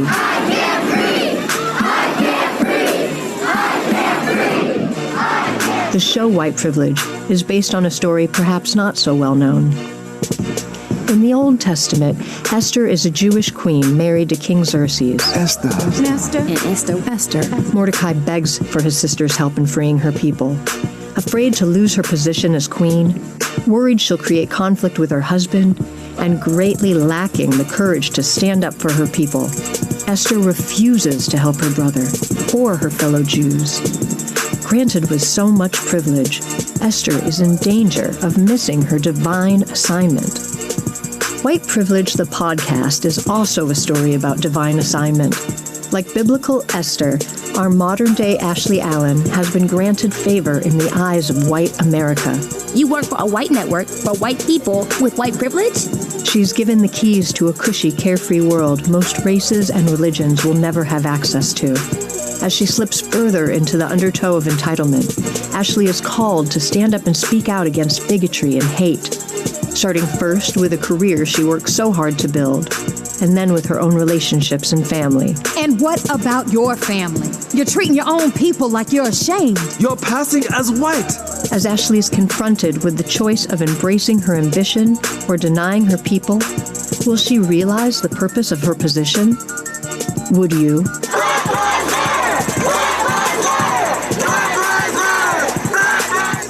We have all been called for such a time as this. Prepare for more of that, my dear. You're a rising star. Like Esther, like Ashley, the gifts you have been blessed with can also turn hate into love. Whether you choose to heed the call and stand up for your people, which in turn stands up for all people, this is something only you can decide. But I believe together, both white privilege and Black excellence can put an end to hate and racism once and for all. This is why I created White Privilege. I hope you enjoy what you hear. Okay. Monty, you want to come in? Oh, no, I'm, hey, how are you? Hey, Munson, thank you for having me. I didn't have you. You've never been welcome. I'm just kidding. I think any of the conversation that sparks new perception and actually creating a body of work. I really love the idea of podcasts so that, you know, it's anytime you feel as though you can access great content, because we need the consideration. And there's so many young people that are going to come behind what you do, and many older people that will slip and sneak and listen to what you're saying. You know, people don't think about passing in 2020. But we know there are a lot of people that are passing in 2020 and not saying anything, are in the room. You couldn't even marry before. It was illegal to marry. People just really don't think about the fact that it was illegal for a Black and a white person really to marry until the 60s. So, you know, really not a lot to say other than it takes a lot of courage. It definitely can create broken pieces, and obviously society has a lot of broken pieces. But for you, how was it when you think about this, the intellectual and the physical need to actually get counsel and then the courage of exposing yourself? Because that's half of it, exposing, you know, the harm, the feelings that you have to get through. Can you share that with us? Yeah, that's a great question. So, as I said, you know, I'm Black and Jewish. I don't take those things in vain. There's a lot of pain on both sides, like, you know, 400 years of slavery, you know, bleeding blue through that. Obviously, since the Bible, since biblical times, Old Testament times, you know, Jews have been in their own slaves, you know, Egypt, and then, you know, Nazis, and it just keeps going on and on. So there's depression that runs in the blood. You know, there's epigenetics, you know, experts who study this, you know, post-traumatic slave syndrome, and then, you know, having depression. It's just in the DNA. And so my father's side of the family has a lot of suicide in it. Many who killed themselves after, you know, they got out of the camps or during. And so I know depression runs on my side of the family there. And then obviously being Black, there is the post-traumatic slave syndrome. So when I was 16, I actually tried to kill myself. I actually did try to take my life. And I always say it's the best thing I ever failed at. You know, I'm still here, you know, God willing, I'm still here. Yep. And so I knew as I got older and I saw more, you know, celebrities starting to take their own lives. Robin Williams was first, and he was a big idol of mine. I really loved him, and I thought it was very ironic that he starred in Bobby McFerrin's "Don't Worry, Be Happy" video, being the most exuberant, happy person, and then years later, you know, taking his own life. And I know it was because of a disease, but it's still never worth it. And so I knew I had to come out of the closet, if you will, about my own experiences of all the chatter. And so I created a play called Chatter, about the one that told me that I was too fat. I was too, you know, the things that women tell themselves, body dysmorphia, too fat, not Jewish enough, not Black enough, my mind was too crazy, you know, too much anxiety, too old to do this, too old to do that. And I won a couple awards from that, and did really well with it. I won awards to even put it up from the National Foundation of the Arts. And from there, I created a short based on Chatter, and was nominated for an Oscar this year, or an Oscar qualifier. Thank you. And so, you know, I kept it really short, and I had a, you know, majority Black cast, majority Black crew, very important to me. And you know, paid, very important to me as well. And you know, I knew that as a creator, as somebody who struggles with my own, you know, identity, as everyone does, I can't imagine that my story is any different than anybody else. We all have things that come in and out of our lives all the time that make us question who we are, question what we're doing. I felt that I could make it, you know, personal enough where other people could relate to it. And so that's what's happened, and people really land on it, and can relate. And the interesting thing was, when we had the play, the amount of men, it was very much a dark comedy, but the amount of men who would cry. And that says so much, that, you know, because men are taught not to be so stoic, to be so hard, to be so, you know, keep your emotions inside. And to see them relate to something, you know, that sometimes they were Jewish men or Black men, or, you know, women, you know, or heavy, you know, whatever. But to find themselves in that and cry, I know I hit something. I know I hit something, and I have to keep going, that wellspring. I'm creating something that's touching people. It's helping me, which is really good. It's helping me get through, but I still struggle, absolutely. And I think that's normal. And I think talking about it is normal. Before, you know, when I tried when I was 16, no one knew. My sister didn't even know. She was at college. And when she saw the play, you know, she's crying because she's like, I knew something happened, but I didn't know. Mom and Dad didn't tell me what it was. You know, there's always this thing of secrecy, you know, keep your cards close, you know, you don't need to tell everybody your whole story. And I don't think that's right. I think that the more that we open up about what we're struggling with, or who we are, or, you know, what we're dealing with, the more that people can relate to us, and the more that being vulnerable just makes you, it's scary and it's hard and it makes you sweat, but at the end of the day, I think that it's one of the best gifts we have, because everybody feels this way, and the more we talk about it, I think the better off we'll all be. I'm just wondering how we can the relationships between Blacks and the Jewish community seem strained at best right now, particularly culturally. I'm wondering when and how that dialogue will come forward. And I know, obviously, for you, it's both sides feeling the tear, the love. I think there was a moment where we were closer, and now there is, I hear a lot of resentment, a lot of confinement. So I look forward to talking. I'm not sure if your book's on blackbookstore.com, but we got to figure that out. How to get your book on blackbookstore.com, and maybe even do some kind of in-depth dive so that we can have a lab to kind of explore cultural passing. Because I think a lot of people pass. I think that's an issue. So really beautiful. I think that also ties into what you're asking about Jewish culture. It's fear. Jews are being people are going after them too. Jared Kushner is not a quality Jew. I'll say it. So people are scared. Jews are scared, and when you're scared, look at white people. When they're scared, they retreat into. How could you think that? I don't want to get too political here, but how could you think that Trump? There's anything great about this guy? Like, I just don't understand it. But that's white fear, right? That's white fear, and I believe that Jews are afraid. They're afraid they're going to be going back to the camps again. They're going to be put back on the trains and going back, and it is possible. And so they're holding their cards close. Again, there's less than 6.6% of the people on the planet are Jews, 0.6% on the planet. And so that's not a big number. And when I go to some of these, we're right in the middle of Rosh Hashanah, Yom Kippur's on Sunday night. I see the people who are sitting I haven't gone because of quarantine, but they're old. They're about to die. They don't pass it on to the younger kids. And so I'm always like, this is incredible. The Jews they're going to lose their whole entire culture because of fear.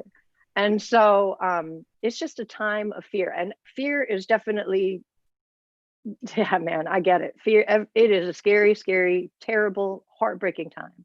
But yeah, I think that that's why we have to keep talking about it. Break the stigma.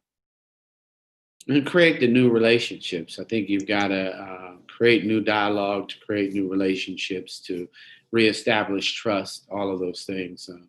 Be sure to go to Playful Genius for your niece. I've written a couple of books about a beautiful Black girl, little Professor Sky, SKYE, at playfulgenius.co. .co? But yeah, no, I love it. I love it. I mean, I think it's important. I think anybody making any effort to create clarity. And the beauty of podcast and film is you can look at it again and watch it again. Mm-hmm. Yeah. Thank you. Yeah. And definitely when you come back, I definitely want to hear more about your experience, because I can't get it out of my head that,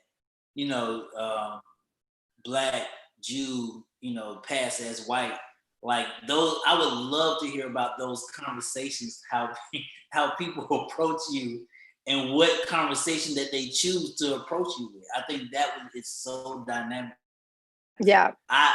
You have definitely opened up my mind and intrigued. International this morning, so thank you so much. Absolutely. Well, thank you guys for having me. I'm so honored. Rolling Out does great work, and you guys are known for having important conversations, and keep up the great work, because it starts here. So keep on going, keep on touching people. And I'm so honored to be a part. Thank you. This is a wonderful way for me to start my Yom Kippur and, go into my Jewish New Year and start my Day of Atonement. And I'm very, very blessed. So thank you guys. I really appreciate it. This has been such an honor for me. You. Yeah, thank you. AM wake up call. Before we let you go, how can people listen to White Privilege before we go? Great question. So you can either go to White Privilege Radio Play, whiteprivilegeradioplay.com.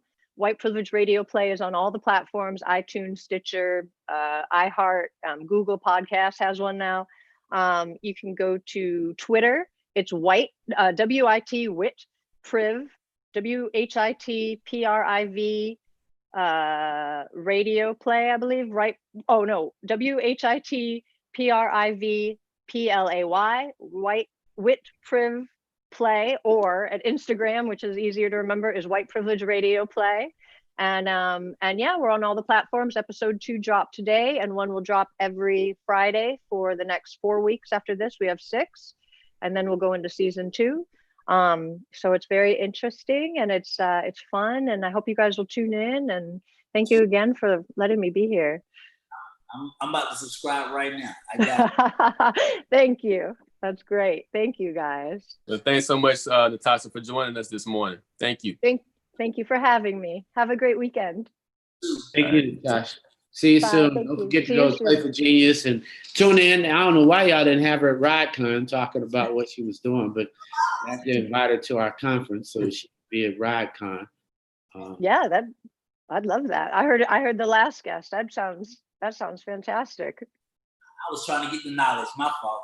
Ride One is this weekend. Begins today. We'll make sure to get very expensive ticket, Natasha. It's a very expensive ticket. $19.99.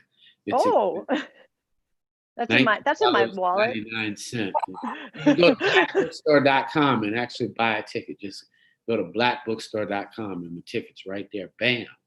Great. I will support. You can, even if you don't go to Play for Genius, you have to go to blackbookstore.com and all the children's books are there. That's wonderful, Sky. I'm excited about that. Thank you for sharing that. Blackbookstore.com. All right, talk to you.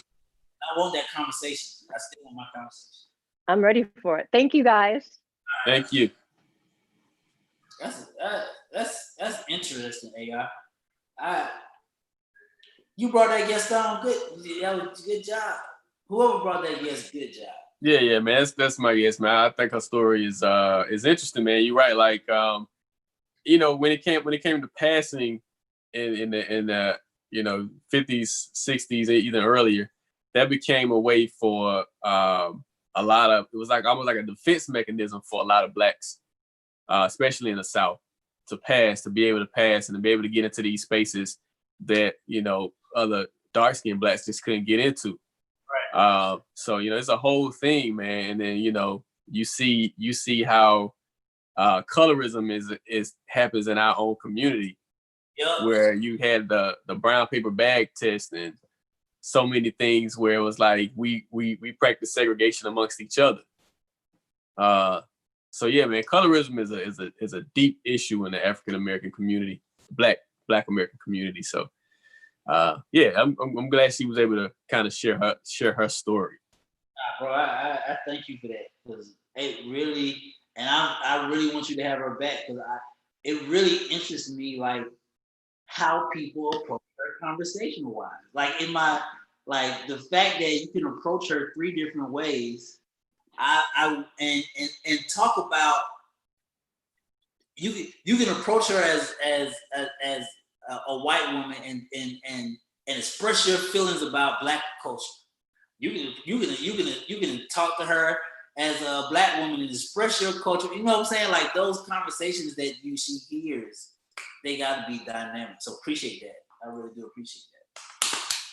Ride is this weekend. Kicks off today. People, go get your ticket. People, we got great guests. People, if you have not following Rolling Out, I don't know what y'all doing in life if you're not following Rolling Out. It's at Rolling Out. It's rollingout.com. It's ride.rollingout.com. I don't know how many rolling outs you got to have. There's a .com attached to it. AR, what else we got? What else we got, Ash? Where you taking me next? Oh, okay, cool. So, you know, of course we had to kind of check Charles Barkley for his statements on Breonna Taylor, but we got to give props where props is due. LeBron James, man, he's been like a proponent for Black women. He's actually, after the game, the Lakers, they defeated the Denver Nuggets, and LeBron had a speech, man, a powerful speech following the game, and we're gonna play it. Ruling, and how did you channel that for this win tonight? Very heavy. The emotions was very high, and I mean, we have a teammate on our team that's from Louisville and Rajon. So as heavy as it's been on us, it's even heavier on him because that's his hometown. And I just thought, I don't know if the case is, I don't want to get into the case of things of that nature, but I know we lost a beautiful woman in Breonna that has no say-so in what's going on right now. And we want justice, no matter how long it takes, even though it's been so many days. So many hours, so many minutes for her family, for her community. I mean, I got a daughter of mine at home and a wife and my mom, and so many predominant Black women in my life to think about if they weren't here the next day, or think if they were gunned down, it would be something I would never be able to forgive myself or forgive who did it. So. I mean, we're here playing this game, and it's very challenging on us. It's very difficult. But at the same time, our hearts is with that family, with that city, and it's just so unjust what's going on. Sorry to be so long-winded. It's a tragedy. It's a tragedy, and we just hope that there's better days, and you hope for better days and spread love and not hate, because that's what it all boils down to. So you guys are here to share your voice, so no need to apologize. Thank you so much for your time, and we'll. So man, shout out to LeBron for actually, his post game speech last night. And he's somebody who gets it, man. And that, for every Charles Barkley, you have somebody like LeBron who actually gets it, who actually understands what's happening, who actually takes time to give back to the community, who actually takes time to really understand what's happening. He has a voter initiative. He's done so much, and for somebody in his position, like he's like one of the guys that kind of, we had Muhammad Ali and Jim Brown in the 60s and the 70s, and it seemed like it skipped in the 80s. Like we didn't really have that many powerful superstars who were speaking out. And then now you got someone like LeBron who's coming back, and he's almost has that he's bringing on that same legacy of a Muhammad Ali, the same legacy of a Jim Brown, that they were actually athletes during their prime speaking out against injustices that's happening.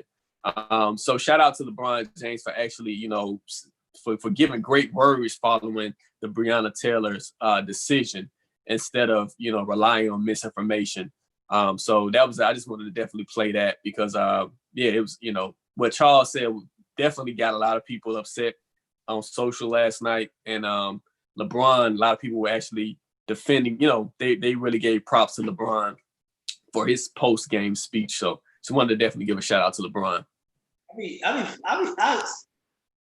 I feel slick bad for him sometimes, because his voice moves the rest of the players. Like, have you noticed that until LeBron speaks, that's when the rest of the players feel comfortable enough to speak. That's number one. Then on top of that, he's kind of sort of in a Colin Kaepernick situation of, how do I maintain being black, having feelings, being corporate, playing this game, and I know right after this win, it ain't gonna be about how many points I got. We're gonna go straight to this. How do I speak?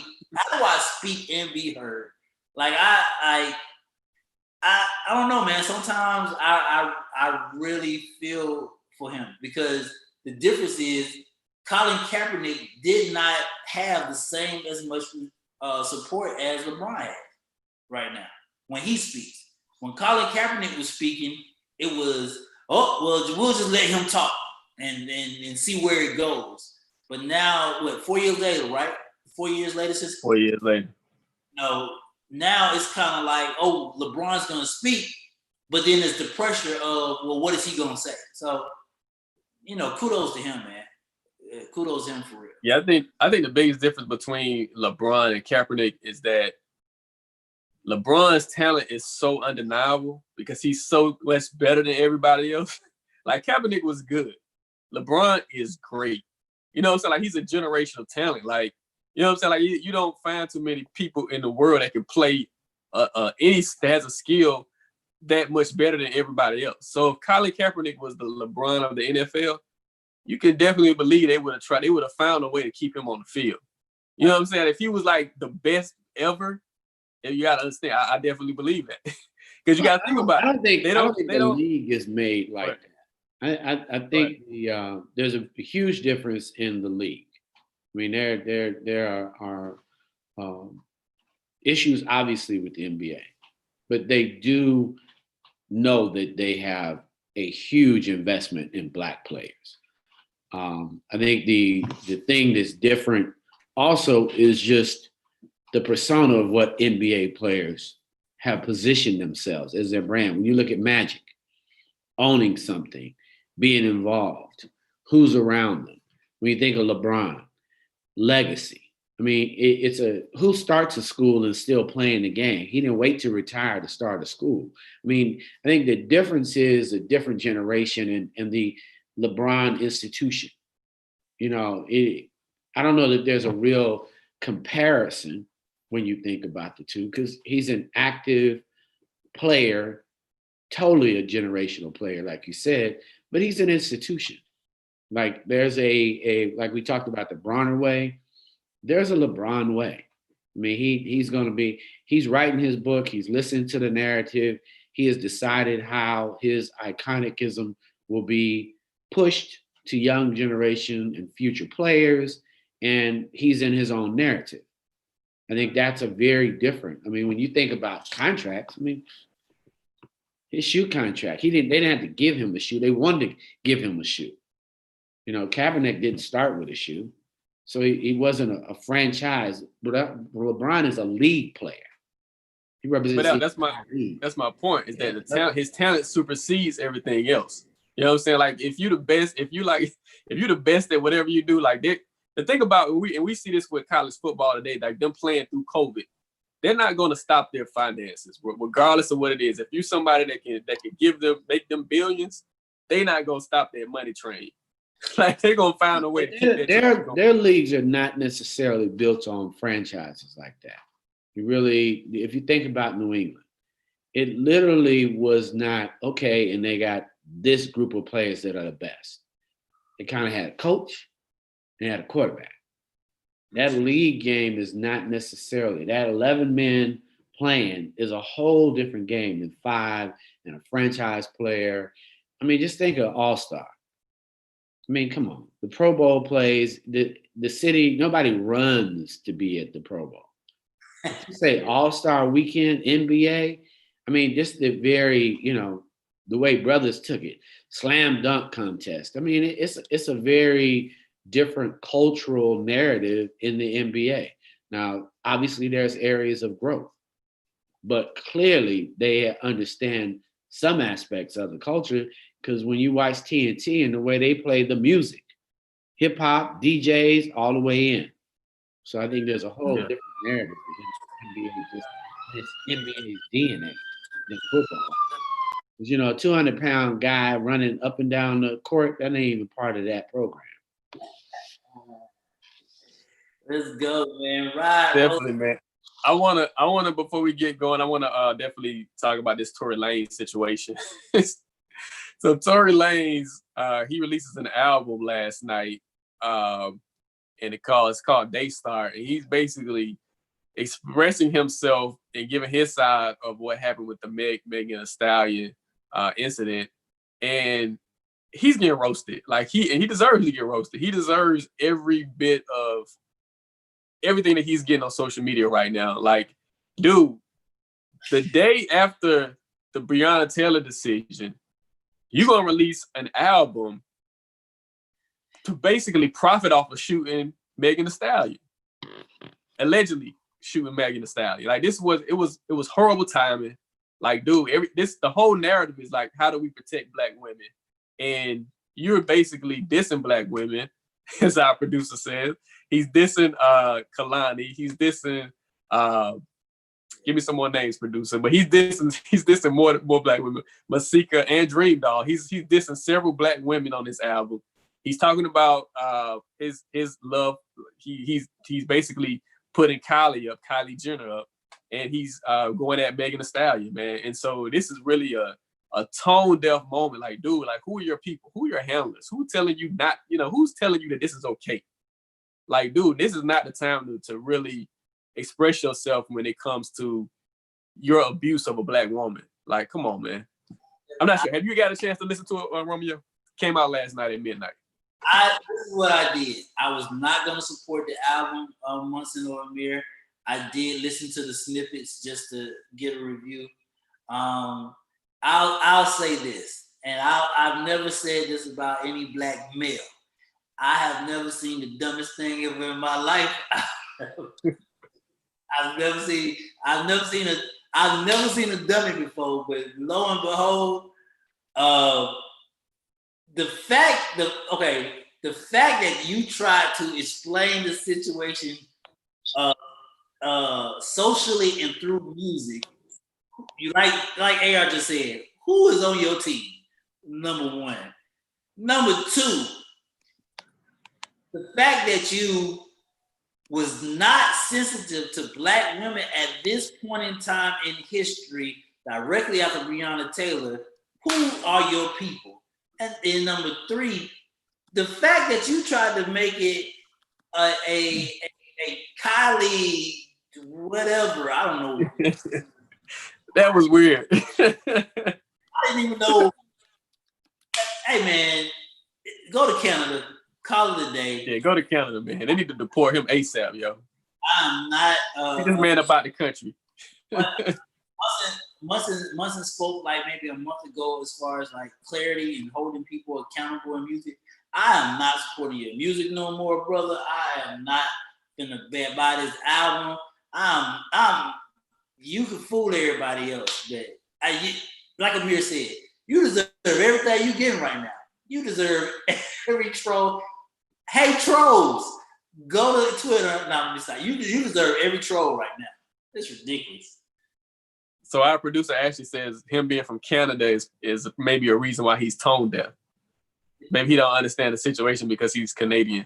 I'm not gonna put that on Canada because there's some cool people from Toronto. I got some peeps that live in Canada that is cool. I'm not gonna put him on them.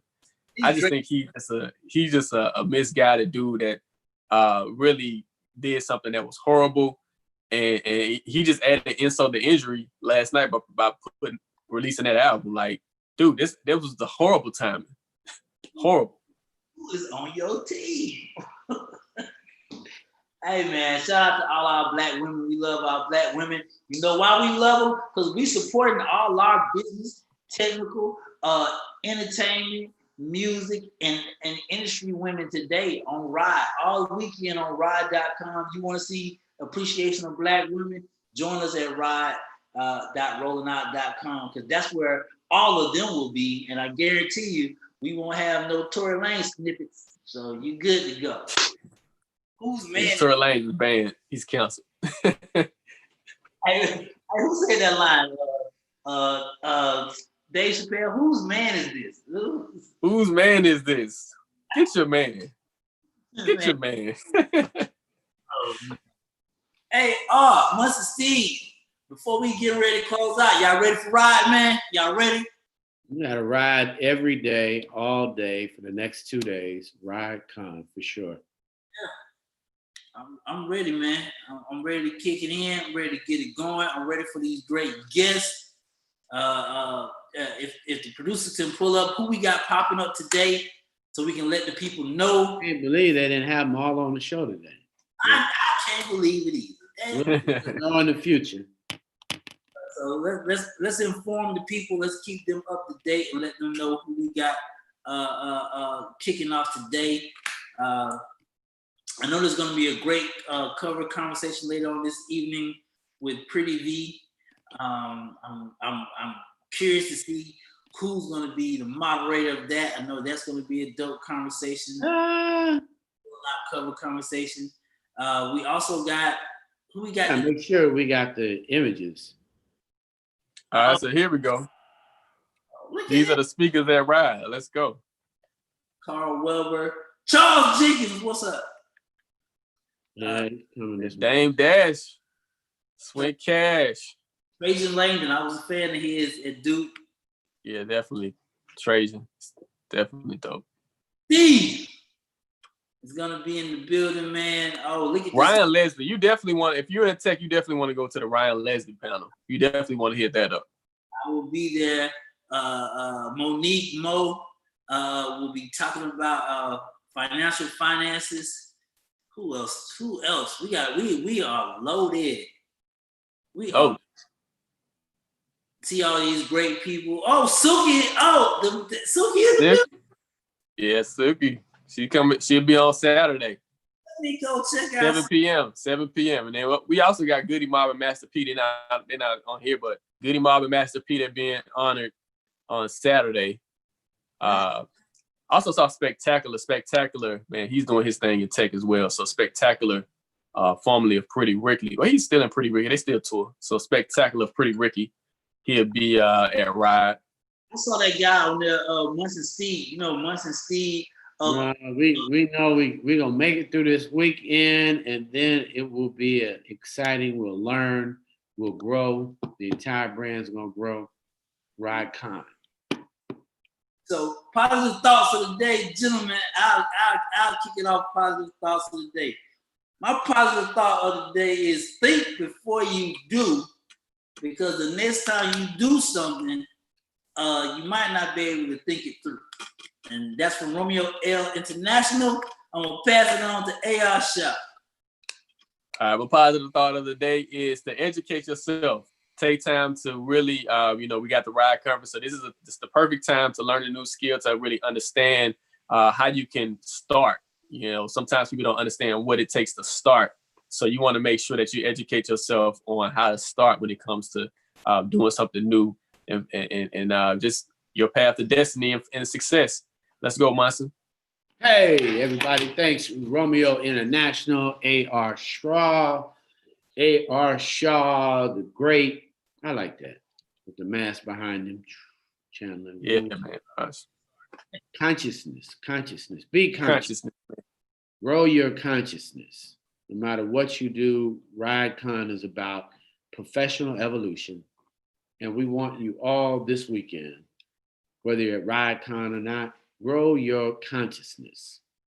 Grow your consciousness. No matter what you do, this day, continue to grow your consciousness, because that will fill you so that you can defeat racism, address racism, and know how great and powerful you are.